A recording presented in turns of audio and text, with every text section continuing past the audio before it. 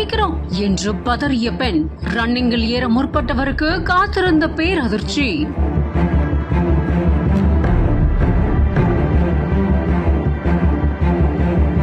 ஐயோ மேடம்னு பதறி ஓடி வந்த பெண் போலீஸ்.